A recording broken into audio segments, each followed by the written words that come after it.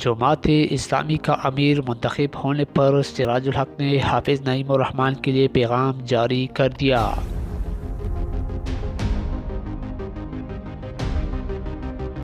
ناظرین کرام، سراج الحق کا امیر جماعت اسلامی بننے پر حافظ نعیم الرحمن کے لیے پیغام سامنے آ گیا۔ اپنے پیغام میں سراج الحق نے کہا کہ امیر جماعت اسلامی پاکستان حافظ نعیم الرحمن کو اللہ تعالیٰ استقامت عطا فرمائے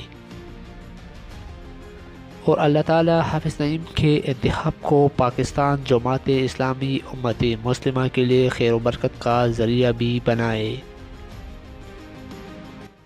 واضح رہے کہ حافظ نعیم الرحمن امیر جماعت اسلامی پاکستان منتخب ہو گئے ہیں۔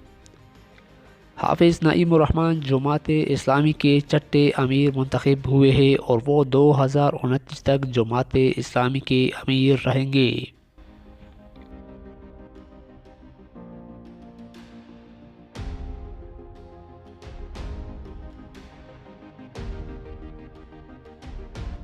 نئے امیر کے انتخاب میں جماعت اسلامی کے 45,000 سے زائد ارکان نے ووٹ ڈالا۔ اس انتخاب میں حافظ نعیم الرحمن 80% سے زائد ووٹ لے کر امیر منتخب ہوئے۔